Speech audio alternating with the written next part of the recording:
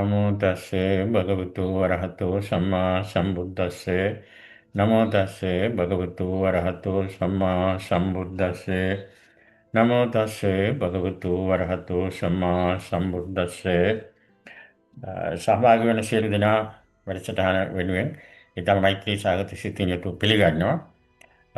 පළමුවෙන්ම කාර්ය බහුල ජීවිතයක් ගෙවන අතරතුරේ පවුලේ පුතුණුවනුත් එකතු කරගෙන මේ වැඩසටහන සාර්ථකව පවත්වා ගැනීම සඳහා අවශ්‍ය සියලුම සම්බන්ධීකරණ සහ තාක්ෂණික කටයුතු කරන අපේ අනුලම් ජයරත්න මහත්මියට පුණ්‍ය අනුමෝදනා කරනවා මේ කරන සත්කාරයට කරන උපකාරය හා සේවාව වෙනුවෙන්. භාවනාව මුල ඉඳන් කරන හැටි කියලා දෙන්න කියලා. ඉතින් ඒක නිසා අපි අර වෙනදා කරන විදිහට වඩා ටිකක් වෙනස්ව අද විනාඩි 10ක් 15ක් විතර වගේ කාලයක් අපි භාවනා ප්‍රායෝගිකව පුහුණු වෙන ආකාරය ප්‍රායෝගිකව ඉදෙන්න අදහස් කරනවා. ඉතින් ඊට පස්සේ අපි ඒ මාතෘකාවට අදාළව භාවනාවට අදාළව කෙටි ධර්ම දේශනාවක් විනාඩි 10ක 15ක විතර වගේ කරනවා. එතකොට දෙක එකතු වෙනකොට පිළිසෙට අවබෝධ කරගන්න පුළුවන් වෙයි. ඇත්තටම සතිමත් භාවනාව කියන්නේ මොකද්ද? ඒ සතිමත් භාවනාව සහභාගී වීම හරහා නැත්නම් ඒකේ ප්‍රායෝගික යෙදීම හරහා අපිට ලබා ගන්න පුළුවන් ආනිසංශ ඵල ප්‍රයෝජන සාර්ථකත්වය මොකක්ද කියලා. ඉතින් දැන් මම පිරිසට ආරාධනා කරනවා සියලු දෙනාම තමන් ඉන්න තැන පහසුවෙන් වාඩි වෙන්න කියලා. පුටුවක වාඩි වුණාට කමන්නේ හොඳත් බෙල්ලත් කෙලින් තියාගෙන කැමති කෙනෙකුට එරමිනිය කොටාගෙන පහසුවෙන් වාඩි වෙන්න පුළුවන් නම් ඒත් හොඳයි. ඒක තමයි ඇත්තටම ක්‍රමය. නමුත් අපි අර විවිධ ස්ථානවල තියෙන ප්‍රශ්නත් ඒ වගේම සමහර අයට තියෙන ශාරීරික ගැටලුත් නිසා පුටුවක වාඩි වුණාට කමක් නැහැ. කවුරුත් ඒකේ යමක් හිතන්න ඕනේ නැහැ. ඒක සාධාරණයි. යනවා අපි පුටුවක හොඳ බෙල්ල කෙලින් තියාගෙන වාඩි වෙමු. අත් දෙක අපිට පහසු තැනක තියාගනිමු. විශේෂයෙන් අපේ උකුල උඩ අත් දෙක තියාගන්න පුළුවන්. ඊට පස්සේ අපි දැන් මේ වාඩි වෙලා ඉන්න ඉරියව්වට අපේ හිත ඩිංගක් යොමුවමු. හිත යොමු කරගෙන අපි ඊටම මෘදුව ඇස් දෙක පියාගමු. අපි ගැලි තද කරලා ඇස් පියාගන්න ඕන නැත්නම් ඇඟ ගන්නට වැඩි දරදඬු කරගන්න ඕනේ. ඇඟ හිල් ස්වභාවයෙන් සහ ඇස් දෙක මෘදුව පියාගනිමු. පියාගෙන අපි සිටින ඉරියව්වට අපි අවධානය යොමු කරමු, හිත යොමු කරමු.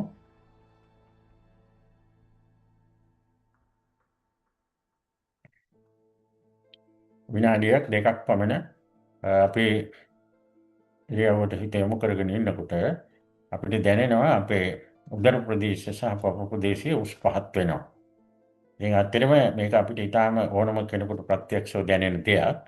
ඉතින් අපි මේ ඇයි උස් පහත් වෙන්නේ කියලා ටිකක් කල්පනා කරොත් අපි අවධානය යොමු කරොත් අපිට තේරෙනවා අපේ නාස්පුඩු ඔස්සේ ඇතුළට හුස්ම ඇතුල් වෙනකොට පපුව සහ උදර ප්‍රදේශය පිම්බෙනවා. ඒ වගේම ආපහු නැවත හුස්ම එළියට එනකොට අර පපුව සහ මේ උදර ප්‍රදේශය ඇකිලෙනවා. දැන් මෙතන මේ වචනේත් මම හිතන්නේ පිළිසට හුරුයි. සමහර තැන්වල භාවනාවට කමඨහන ආරම්භන විදිහට ගන්නේ පිම්බීම හැකිලිම. එතකොට දැන් අපි තේරුම් ගත්තොත් හුස්ම අපේ ඇතුළට යනකොට අපේ පෙනහල්ල සහ ඒ ආශ්‍රිත ප්‍රදේශය පිම්බෙනවා. ඒ වගේම මේ හුස්ම පහළට එනකොට නැත්නම් එළියට එනකොට අර ප්‍රදේශ ඇකිලෙනවා. ඉතින් ඒකට අපිට තේරෙනවා මේ ආනාපාන සති භාවනාවේ ආනාපාන ඒ කියන දෙකයි පිම්බීම හැකිලිම කියන දෙකයි අතර ලොකු වෙනසක් නැහැ. දෙකම එකයි. අර ඒ සිද්ධ වෙන ක්‍රියාවලියේ අවස්ථා දෙකක් තීරණය කිරීම සඳහා අපි වචන දෙකක් පාවිච්චි කරන එක විතරයි ඇත්තටම වෙන්නේ. ඉතින් අපි දැන් එහෙම මේ අපේ ඉරියව්වේම ඉඳගෙන අපි තව මොහොතක් ටිකක් කල්පනා කරමු.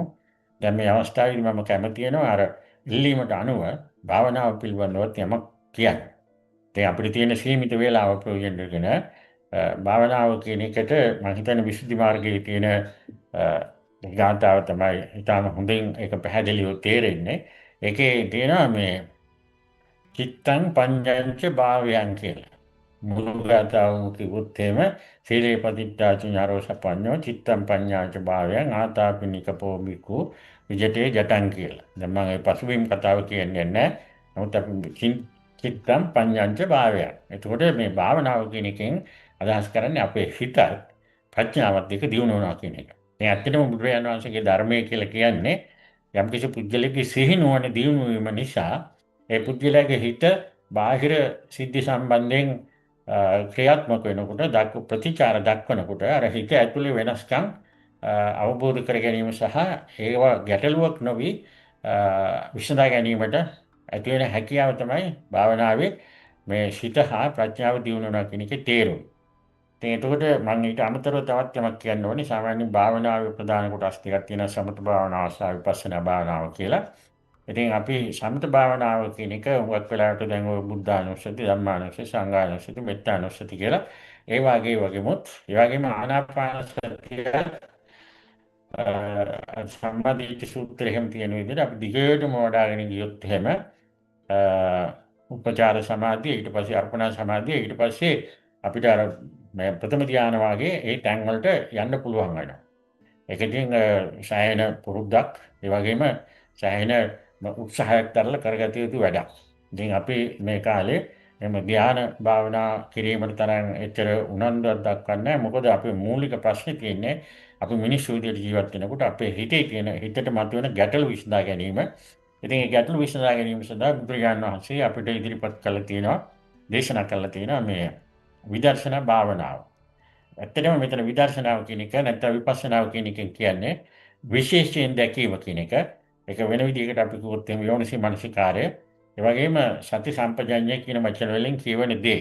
ඒ කියන්නේ අපේ හිතේ යම් කිසි විදිහක සිතුවිල්ලක් විතර්කයක් එනකොට ඒ විතර්කේ ආවේ කොහොමද කියන එක විශේෂයෙන් බලන එක තමයි විශේෂ අවධානය යොමු කරලා බලන එක තමයි විපස්සනාව කියලා කියන්නේ. ඒක නිසා අපි මේ ආනාපාන සතිය හරහා අපේ සිතේ සතිමත් භාවය ඒකාග්‍රතාවය යම් කිසි මට්ටමකට ඒ කියන්නේ අපේ මහසිසාරද ස්වාමීන් වහන්සේගේ උපදේශ අනුව ආශාරද ස්වාමීන් වහන්සේ දැන් ඔය කලින් මං හිතන්නේ 1950 ගණන් වල 60 ගණන් වල විතර වගේ එහෙම අදහස් තිබුණේ අපි පළවෙනි ධානයට ගිහිල්ලා පළවෙනි ධානයෙන් පස්සේ තමයි අපි විපස්සනාට හැරෙන්න ඕනේ කියලා. නමුත් ඇත්තට මං හිතන්නේ මේ බුද්ධෝත්පාද කාලේ බුදුන් වහන්සේ පිරිනිවන් පාලා අවුරුදු 2600 කට පස්සේ ජීවත් වෙන අපිට ඊටම පහසු මඟක් තමයි මේ මහසිසාරද ස්වාමීන් වහන්සේගේ ඒ දේශනාව හරහා අපිට පැහැදිලි වෙන්නේ. ඒ කියන්නේ අපි අර්පණා තත්වයට ඉහළට යන්න අවශ්‍ය දෙන්නේ අපි සාමාන්‍යයෙන් උපචාර සමාධි මට්ටමට. ඒ කියන්නේ සාමාන්‍යයෙන් හිත විනාඩි 10ක් 15ක් විසිර යන්නේ නැතුව එක තැනක තියාගන්න පුළුවන් ඒකාග්‍රතාවයේ සමාධියේ හිත ඇති වුණා නම් එතන ඉඳලා අපිට විපස්සනාවට යොමු වෙන්න පුළුවන් කියන එක. අනිත් එක අපි ආනාපාන සති භාවනාව මම පුහුණු වුණේ නිස්සරණ වනේ. ඉතින් නිස්සරණ වනේ ඒ අර මම දැන් මෙතන කියලා වාඩි වෙලා ඊට පස්සේ මගේ ශරීරයේත් ඒ වගේම හිතෙත් අර දැනෙන සංවේදනා දිහා සහ ඒ හරහා මතුවෙන අර පර්සෙප්ෂන් එහෙම නැත්නම් මේ අපි යම් දේවල් තේරුම් ගැනීම සංඥානනය කිරීම වන විදිහ පිළිබඳව තමයි අවධානය යොමු කරන්නේ. ඉතින් ඒ අදහස් ටික මම හිතන්නේ වෙලාවෙ හැටියට ප්‍රමාණවත් වෙනවා කියලා. අපි දැන් එහෙමනම් ප්‍රායෝගිකව භාවනාවට යමු. විනාඩි කිහිපයක් අපිට ගත කරන්න පුළුවන් වෙන විදිහට. දැන් අපි මම ඉස්සෙල්ලා සඳහන් කරා අපේ පිම්බීම හැකිලිම එහෙම නැත්නම් ආනාපාන සතිය හුස්ම ඇතුළු වීම සහ පිටවීම. අපි ඒක ගැන අවධානයෙන් ඉමු. මම යනවා මේ නාස්පුඩු පුරවාගෙන ඇතුළට හුස්ම ගමන් කරනවා. ඒ හුස්ම ගමන් කරනකොට අර පපු ප්‍රදේශයත් උදර ප්‍රදේශයත් පිම්බෙනවා. ඒ වගේම ටිකක් වෙලා යනකොට ඒ හුස්ම පිටට එනවා. පිටට එනකොට අර පපු ප්‍රදේශය සහ උදර ප්‍රදේශය හැකිලෙනවා. මේක තමයි ක්‍රියාවලිය. මම හිතන්නේ අපි මෙතෙන්දී වැඩි අවධානය යොමු කරන්න ඕනේ අපේ හුස්ම ක්‍රියාවලියට. ඉතින් ඒ හුස්ම උඩට යනකොට අපිට දැනෙනවා. ඒ වගේම පහළට එනකොටත් දැනෙනවා. මේ උඩුතලත් නාස්පුඩුවත් අතර ප්‍රදේශයෙන් තමයි මේක අපි යොමු කරන්නේ. එතකොට අපි දැන් අපේ හිත සම්පූර්ණයෙන් මේ නාස්පුඩු සහ තොල අතරට ගෙනාවොත් අපි දැන හොඳටම ફોකස් කරලා හුස්ම ඉහළ පහළ යන එක දිහා අපි බලන්න පුරුදු වුණොත් එතකොට අපිට තේරෙනවා හුස්ම ඉහළට යනවා පහළට යනවා කියලා. අපි විනාඩි 2ක් 3ක් විතර වගේ කාලයක් ඒ අභ්‍යාසයේ යෙදෙමු. මම පිළිසට ආරාධනා කරනවා මේ ඇත්තටම අභ්‍යාසය. මේ දැන් අභ්‍යාසය හරහා මේ උපදේශ වලට අනුව පුහුණු වෙලා ඊට පස්සේ තමන් තනියෙන් මේ අභ්‍යාසය මේ පුහුණුවට අනුව කරන්න කවුරුත් හිතට ගන්න ඕනේ. ඉතින් ඒක තමන් පුද්ගලිකව යම් කිසි විදිහක කැපවීමක් කළ යුතු වැඩක්. ඉතින් අපිට එහෙම හුස්ම ඉහළ පහළ යන එක දැනෙනවා නම් දැන් අපි එතනින් ඉදිරි පියවරක් ඉස්සරහට තියන්න ලෑස්ති වෙන්නේ. අපි උත්සාහ කළ බලමු උඩට යන හුස්ම වෙනමත් පහළට එන හුස්ම වෙනමත් හඳුනා ගන්න. අපි හුස්ම දිහා ඊටාම කල්පනාවෙන් බලා හිටියොත් දැඩි අවධානය යොමු කරලා අපිට දැනගන්න පුළුවන් මේ යන්නේ හුස්ම ඉහළට පහළට. මේ දෙක පිළිබඳව වෙන වෙනම හඳුනා ගන්න අපි පොඩි උත්සාහයක් දරමු.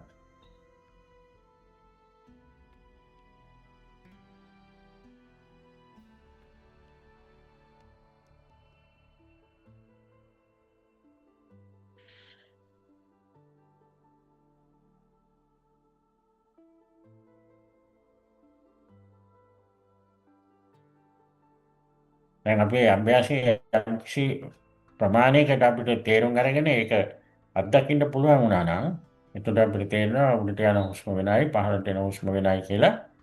ඒකම තමයි දැන් අපි මේක මම දැන් මේ කඩිනම් විදියට නැත්තම් ශනිකව මේක කරගෙන ගියාට අපිට අපි පුද්ගලිකව භාවනාවේ පැයක විතර කාලයක් අරගෙන කරනකොට අපිට මේකට ටිකක් වැඩියෙන් වෙලාව අරගෙන ඊටාම සූක්ෂමව නිදහසේ මේක පරීක්ෂා කරන්න පුළුවන් වෙනවා. දැන් අපි අර හුස්ම දෙකක් අතර උඩට යන එකයි පහළට යන එකයි දැනගත්තා නම් අපිට එතනින් ඉදිරි පියවර තමයි මේ හුස්ම දෙකක් අතර පරතරය කොහොමද කියලා බලාගන්න. හුස්ම දෙකක් අතර පරතරය.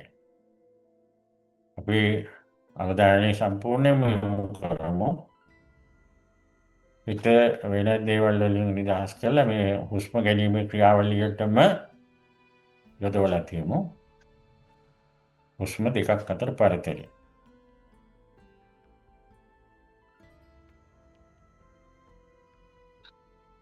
අපිට ඒ අත්දැකීම ලබා ගන්න පුළුවන් වුණොත් එතකොට අපිට තේරෙනවා මේ අපිට සාමාන්‍යයෙන් දැනෙනට වඩා හුස්ම පිළිබඳව විස්තරයක් අපිට දැනෙනවා කියලා. සාමාන්‍යයෙන් නම් දැනෙන්නේ අපි හුස්ම ඉහළට ගියා ඒකම පහළට ආවා. නමුත් අපි මේ හුස්ම ගැනීමේ ක්‍රියාවලිය දිහා ඉතාම සූක්ෂමව දැඩි අවධානයෙන් සතිමත් බලනකොට අපිට තේරෙනවා මේ එහෙම නෙවෙයි මේක වෙනම ක්‍රියාවලියක්. ඒකෙත් එක රිද්මයක් තියෙනවා. ඒ රිද්මයට අනුව හුස්ම දෙකක් අතර පරතරයේ පොඩි වෙලාවක් තියෙනවා. මේ අපි මේක Tamanට අත්දැකීම ලැබෙනකොට තේරෙනවා මේ පරතරය එන්න ටිකක් වැඩි වෙනවා කියලා. තමයි අපි ඉස්සෙල්ලාම ආරම්භ කරනකොට පරතරය බොහොම යාන්තමට සුළුෙන් දැනෙන්නේ. නමුත් අපි දැඩි අවධානයෙන් ඒ පරතරය අපි තේරුම් ගන්නවා කියලා හිතාගෙන අපි හිටියොත් අන්න එතෙන්දී අපිට තේරෙනවා පරතරය එන්න ඩිංග හලල් වෙනවා කියලා. අපේ අභ්‍යාසයේ විනාඩි 2ක් 3ක් විතර කරලා හුරු වෙන්න බලමු.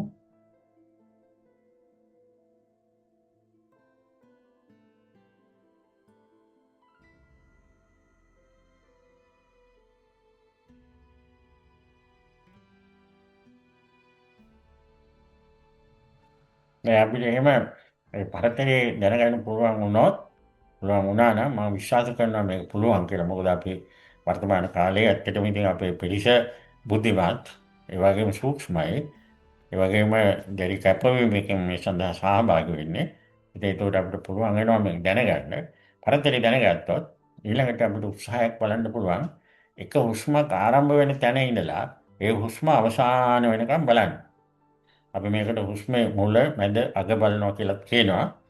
ඉතින් කොහොම බැලුවත් හුස්ම පටන් ගන්න වෙලාවෙ ඉඳලා අවසාන වෙනකන් ඒ බලාගෙන ඉන්න. දැන් මේ අභ්‍යාස කරගෙන යනකොට අපිට තේරෙනවා මේ හුස්ම ගැනීම ක්‍රියාවලියත් අපි හිතන තරම්ම මේ අපිට සාමාන්‍ය ජීවිතයේදී අත්දකින්න තරම්ම මේ කෙටි කෙටි ඒවා නෙවෙයි. මේක ඇත්තටම එක්තරා විදිහක ක්‍රියාවලියක්. මේ ක්‍රියාවලිය ඊටාම සූක්ෂමව සමීපව අධ්‍යයනය කිරීම තමයි මේ ආනාපාන සති භාවනාව හරහා කරන්නේ. ඉතින් දැන් අපි මේ විදිහට එක හුස්මක් ආරම්භ වෙන තැන අල්ලගෙන ඒ ආරම්භ වෙන තැන ඉඳලා හුස්ම ඉවර වෙනකම්ම අපිට බලන්න පුළුවන් වුණොත් අපිට තේරෙනවා මේක ටිකක් දිග ක්‍රියාවලියක් කියලා. අර අපි දැනෙන තරමට මේ කඩිනම් ක්‍රියාවලියක් නෙවෙයි ටිකක් දිගට ඒක පවතිනවා කියලා. ඒ කාලය සාපේක්ෂයි. ඒක අපි යොමු කරන අවධානය සහ අපේ සතිමත් බවට අනුව කාලය යම් කිසි ප්‍රමාණයකින් අඩු වැඩි වෙන්න පුළුවන්. නමුත් එතන දිග කාලයක් තියෙනවා. ඉතින් මම මේ පුහුණු කිරීමේ පියවර අවසන් කරන්න ඉස්සෙල්ලා මම යමක් කියන්න කැමති වෙනවා. මේ අපි ඇත්තටම එහෙම මේ අපිට ඒක හුස්මක් දිගට ඒක දිහා අඛණ්ඩව බලාගෙන ඉන්න පුළුවන් වුණා නම් ඒකට අපි කියනවා අපේ භාවනා අරමුණට අපි මූණට මූණලා පිහිටනවා කියලා. එතකොට මේක හරියටම පුහුණු වෙනකොට කාටවත් අත්දැකීමක් දැනගන්න ලැබෙයි. අපි එහෙම අපිට ඒ කුසලතාවය මේ ඇත්තටම කුසලතාවයන් ඒ කුසලතාවයන් ගොඩනගා ගන්න පුළුවන් වුණොත් එහෙම අපිට මේ අපේ අතේ අල්ලේ තියෙන රේඛා පේනවා වගේ අර හුස්ම මේ දිගට මෙහෙම පීල්ල වගේ යනවා පේනවා. ඉතින් මේ භාවනා වැඩසටහන නිසා තමයි මම මේක කියන්නේ. මේ සහභාගී වෙන අයට මේක පුහුණු වෙන අයට ආධාරයක් විදිහට. ඒ පේන්නේ හැබැයි මේ ඇහැට නෙවෙයි. ඒක අපි මතක තියාගන්න ඕනේ. ඇහැට නෙවෙයි හිතට තමයි පේන්නේ. මේක එක්තරා විදිහක මානසික ක්‍රියාවලියක්. භාවනාව කියන්නේම මානසික ක්‍රියාවලියක්. ඒ මානසික ක්‍රියාවලියේ ආරම්භක අවස්ථාව වගේ තමයි අපි ටිකෙන් ටික හුස්ම ඉහළ පහළ යන එක බලලා ඊට පස්සේ හුස්ම දෙකක් අතර පරතරය බලලා ඊට පස්සේ එක හුස්මක් අල්ලගෙන මෙහෙම පහළටම නැත්නම් අන්තිම වෙනකම් හුස්ම දිහා බලාගෙන ඉන්නවා කියන එක මේක එක පියවරයන්. මේ පියවරට එනකොට මේ සමහරවිට මේක එක දවසකින් නැත්නම් එක සතියකදී කරගන්න පුළුවන් වෙයි කියලා දන්නේ නැහැ. ඒක තමයි දක්ෂතාවයේ කැපවීම සහ තවත් ඉතින් ඒකට බලපාන සාධක තියෙනවා. ඒ කොහොම වුණත් අර බුදුරජාණන් වහන්සේ දේශනා කරපු විදිහට මනෝපුබ්බංගමා ධම්මා මනෝසිතා මනෝමය මනසාතිය පසන්නේන කියලා අපි පටන් ගන්නකොට අපිට මේකේ ප්‍රගතියක් බලන්න පුළුවන් කියන එකට සහතිකයක් තියෙනවා. ඒක ඉතින් භාවනා කරන පිරිස් අධ්‍යක්ීමෙන් දන්නවා.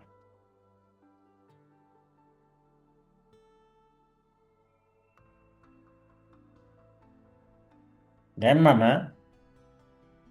භාවනා උපදේශය මෙතන නවත්තනවා. මේක හැබැයි දැන් නැවතුවට මට දැන් අර මේ වෙලාවේ මතක් වෙනවා මම එක කාලෙක 1980 ගණන් වල වගේ පොතක් කියවන්න හම්බුණා මට. මම ඒක ඉන්දියාවේදී තමයි පොත මිලට ගත්තේ. වැඩසටහනකට ගිය වෙලාවක think like a winner කියලා. ඒ think like a winner කියන එකේ ඒ පොතේ පිටුව 400 ගණක් තිබුණා. ඒ 400 ගණන් අවසානයේ මේ අන්තිම පිටුවේ ලොකුවට ලියලා තිබුණා the beginning කියලා. ඉතින් ඒක ඇත්තටම මුලදී මට ටිකක් පොඩි ප්‍රශ්නයක් වුණා මොකද්ද මේ beginning කියන්නේ කියලා. පස්සේ විනාඩිය දෙකක් කල්පනා කරනකොට තේරුණා මේ කතෘවරයාගේ කොටස දැන් ඉවරයි. දැන් කියවන එක්කෙනාගේ කියවපු එක්කෙනාට අර පොතේ අර think like a winner කියලා තියෙන ඒ වැඩපිළිවෙල ආරම්භ කිරීමේ ඒ වගකීම අර කියවන එක්කෙනාට පැවරෙනවා කියලා. මේ වගේම තමයි දැන් මේ උපදේශ දෙන කොටස මම අවසන් කරාට මේක පෞද්ගලිකව ප්‍රායෝගිකව පිළිපදින පුහුණු වෙන ඒ වගකීම ඒ යෝගාචරයට ගන්න සිද්ධ වෙනවා. එමු ගත්තොත් ඉතින් ඒකේ දීර්ඝ ප්‍රතිඵල බලන්න පුළුවන්. ඊට පස්සේ අපි ඊළඟ භාවනා වැඩසටහනේදී අපිට ඒකේ යම් කිසි ප්‍රතිඵලයක් ලැබෙන දේ සාකච්ඡා කරන්න පුළුවන්. ඉතින් මම එහෙමනම් දැන් පිළිසඳ ආරාධනා කරනවා ධර්ම දේශනාවට සමන් දෙමු කියලා. ඉතින් මම ධර්ම දේශනාවත් අර මුලදී සඳහන් කරපු විදිහට අර දිග සාකච්ඡාවකට වෙන සූත්‍රයක් කරගෙන යන්නේ නැහැ. නමුත් අපි සතිපට්ඨාන සූත්‍රයේ බුදුරජාණන් වහන්සේ දේශනා කළ තියෙන විදිහට මේ සතිමත් භාවයේ පිළිබඳව තමයි අපි විනාඩියක් දෙකක් කතා කරන්න බලාපොරොත්තු වෙන්නේ. ඇත්තටම සතිමත් භාව කියලා කියන්නේ අසතිමත් භාවයෙන් නිදහස් වීම. දැන් සාමාන්‍ය ජීවිතේ අපි ගෙවනකොට අපිට එහෙම සතිමත් භාව අපි පුහුණුනේ නැත්නම් අපි නිකන් ඔහේ ඒ වෙලාවට අපේ හිත ගන්න අරමුණත් එක්ක ජීවත් වීම තමයි වෙන්නේ. ඒක ගන්න අරමුණත් එක්ක ජීවත් වෙනවා කියන්නේ අපිට ඇත්තටම පැහැදිලි අරමුණක් නැහැ. අපි එතකොට අර ඔහේ යන්නම් වාලේ යන ගමනකට යටත් වෙන්නේ බොහෝ වෙලාවට හිතට අපි යටත් වෙනවා. දැන් සාමාන්‍ය භාෂාවේදී අපි කියනවා අපි හිත පාලනයට ගත්තේ නැත්නම් හිත විහිං අපි පාලනයට ගන්නවා කියලා. එතකොට හිත තණ්හාව ආසාව ඔය ලෝභ ද්වේෂ මෝහ අනුව ක්‍රියාත්මක වෙන. ඉතින් එතකොට අපි ඇත්තටම අගාධයට සමහර දුස්චරිතයට සමහර ඒ හරහා අනගමනකට යොමු වෙන්නේ. හැබැයි අපි මේ සතිමත් බව හරහා අපේ හිතේ පාලනය අපේ වශයෙන් ගත්තොත් එතකොට අපිට පුළුවන් හිත පාලනය කරන්න. එතකොට හිත අර ලෝභ ද්වේෂ මෝහ තණ්හා මාන දිට්ඨිය ඔස්සේ යන්නේ නැතුව මේ අපිට ඕන විදිහට මෙහෙව ගන්න පුළුවන් වෙනවා. ඒක තමයි සතිමත් බව වැඩිීමේ පළවෙනි දේ. ඉතින් එතකොට අපි දැන් මේ සතිමත් බව කියන එකෙන් අදහස් කරන්නේ මම දැන් මෙතන කියන එක. ඒ කියන්නේ මේ මොහොත එළඹෙන මොහොතට අවදියෙන් සිටීම. එළඹෙන මොහොතේ ඇතිවෙන සංවේදනයේට සංජානනයේට මේ විදිහට අවබෝධ කරගෙන ඒකට ප්‍රතිචාර දැක්වීම අර ප්‍රතික්‍රියාව කරනවා වෙනුවට ප්‍රතිචාර දැක්වීමට තරම් අපි නිදහස් එතකොට විවේකී මනසක් ඇති කර ගැනීම තමයි සතිමත් බවෙන් බලාපොරොත්තු වෙන්නේ. ඉතින් එතකොට අර මම දැන් මෙතන කියලා කියපු විදිහට අපිට මේක ගන්න පුළුවන් මේ වර්තමාන මොහොත කියලා. එතකොට අපි සාමාන්‍ය ජීවිතයේදී බැලුවොත් අපි කාට උනත් අත්දැකීම් තියෙන අපි හරියටම අපේ හිත දිහා බැලුවොත් අපිට තේරෙනවා අපි වැඩිපුර ඉන්නේ එක්ක අතීතේ නැත්නම්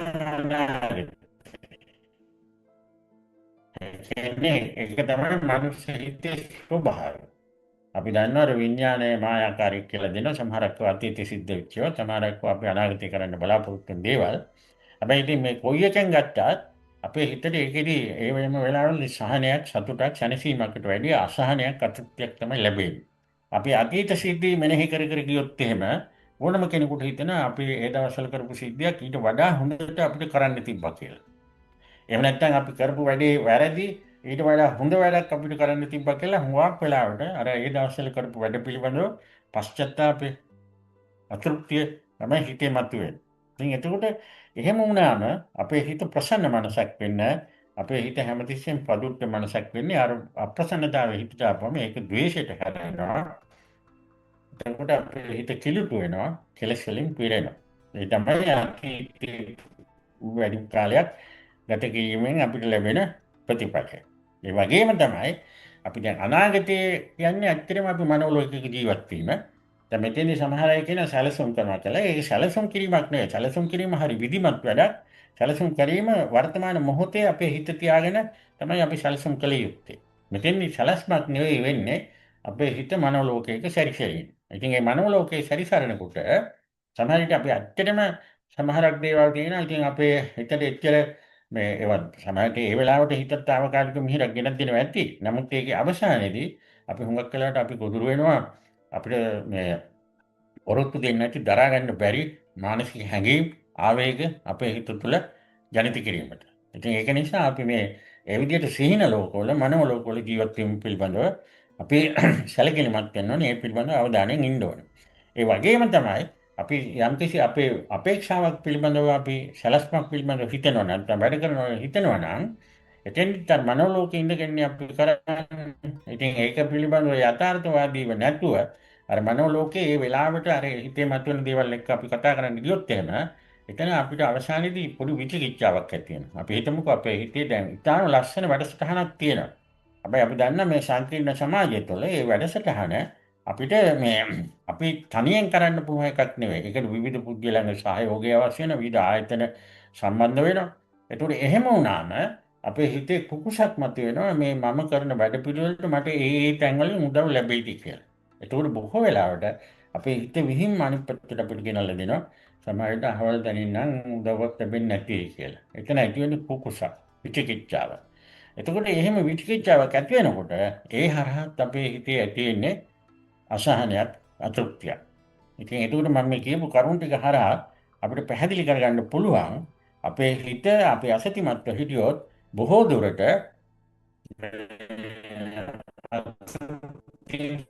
අසහනෙන් තමයි කාලය ගෙවන්න සිද්ධ වෙන්නේ. ඉතින් ඒක නිසා තමයි බුදුරජාණන් වහන්සේ ඒකායනෝ යම් භික්ඛවේ මග්ගෝ සත්‍යානං විසුද්ධිය ශෝක පරිද්දානං සමතික්කමාය දුක්ඛ දෝමනස්සං අත්ථිකමාය ඥායන කියලා දේශනා කරේ. ඒ කියන්නේ අපේ මානසික විසුද්ධිය සඳහා අධ්‍යාත්මික විසුද්ධිය සඳහා ඥානීය වර්ධනය වීම සඳහා අපේ හිතේ පවතින ශෝක පරිදේව දුක්ඛ දෝමනස් අවසන් කිරීම සඳහා තියෙන එකම මාර්ගය තමයි සතිමත් බව දියුණු කිරීම. ඒකට අපි දන්නවා බුදුරජාණන් වහන්සේ කාය අනුපස්සනාව, චිත්ත අනුපස්සනාව, වේදනා අනුපස්සනාව, ධම්මානුපස්සනාව කියලා එකේ පදනම් 4ක් පිළිවෙලට ටිකෙන් ටික ගැඹුරට යන විදියට දේශනා කරලා තියෙනවා. අපි මුලින්ම ආරම්භ කරන්නේ කාය අනුපස්සනාවේ. ඉතින් එතකොට එතෙන්දී අපේ හිතේ පැහැදිලි බවක් ඇති වෙනවා. පිරිසිදු බවක් ඇති වෙනවා. එතකොට අපේ හිත අපිට විනිවිද දකින්න පුළුවන් වෙනවා. මම අර ඉස්සෙල්ලා කියපු විදිහට අර එක හුස්මක් එක දිගටම ගලන විදිහ අපිට දිගට බලන්න පුළුවන් වුණොත් එතෙන්දී අපිට අපි දිනවා ගන්න කුසලතාවය අපේ සිතිවිලි වල ආරම්භය සහ සිතිවිලි වල පෙරලිය ක්‍රියාත්මක වීම අපිට බලා ගන්න උපකාර වෙනවා. එහෙනම් තමයි අර පුහුණුව අපිට උපකාර වෙන්නේ. ඒ අනුව තමයි මම හිතන්නේ මීතරිකල් නිශ්චලන වගේ ක්‍රමය තමයි මම පුහුණු වුණේ. ඉතින් ඒ ක්‍රමෙම තමයි මම අනුගමනය කරන්නේ. ඉතින් එතකොට ඒක අර අපිට අපේ හිතේ පිරිසිදු බව රැක ගැනීම සඳහා උපකාර වෙනවා. ඉතින් මම හිතන්නේ දැන් කාල වේලාව බොහොම වේගයෙන් ගලාගෙන යනවා.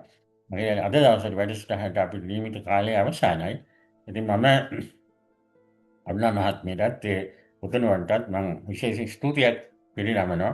පුණ්‍ය අනුමෝදනාවක් කරනවා මේ සත්කාරී ඉදිරියට සඳහා විවිධාකාර කාර්ය බහුලතාවයන් මැද සමහරට අපහසුතා මැද පුද්ගලික ගුණායපකම් සැප කරලා මේ කරන සත්කාරයට. ඉතින් ඒ වගේම මම ආරාධනා කරනවා ලැබෙන සෙන්සුරාදා අපි මේ විදිහට මේ වැඩසටහනින් හම්බ වෙනවා. සියලු දෙනාම රාත්‍රී 9ට සම්බන්ධ වෙමු. අපි මේ භාවනාව මේ සතිය තුළ ඔයගොල්ලෝ දවසකට සාමාන්‍යයෙන් පැයේ සෙෂන්ස් කරන්න ඕනේ. එහෙනම් තමයි බෑක් වගේ කෙරෙන්න ඕනේ. ඒක තමයි අර අගත් හිතත් දෙක පටල වෙලා යම් කිසි දෙයක් අපිට අත්දකින්න පුළුවන් වෙන්නේ. ඒ විදිහේ සැසි දෙකක් කරගන්න පුළුවන් වුණොත් අපිට උදේ පාන්දර එකක් හවස එකක් විදිහට නැත්නම් අපිට වැඩ කර අවස්ථාව ලැබෙන විදිහට ඒ කොහොම හරි දෙකක් කර කර ගියොත් අපිට යම් කිසි අත්දැකීමක් ලබා ගන්න පුරුදු වෙනවා. හැබැයි මේ අඛණ්ඩ පුහුණුව කියන එක අත්‍යවශ්‍යයි. ඒක මොන මට්ටමින් බැලුවත්. ඉතින් එහෙමනම් මම අදට වැඩසටහන මෙතනින් නවත්තනවා. මේ අපි ඊළඟ සෙන්සුරාදා මුණ ගැහිලා මේ විදිහේ වැඩසටහනකට සහභාගී වෙලා බුදුරජාණන් වහන්සේ දේශනා කරපු විදිහට අපිට ලැබිච්ච මේ මනුෂ්‍යත්ව ප්‍රතිලාභය අපේ ආත්ම විසුද්ධිය සඳහා අපේ හිතේ සැනසීම නිවීම සඳහා භාවිතා කරමු කියන ඒ ප්‍රාර්ථනාවෙන් මම ඔබ සියලු දෙනාට ආශිර්වාද කරනවා.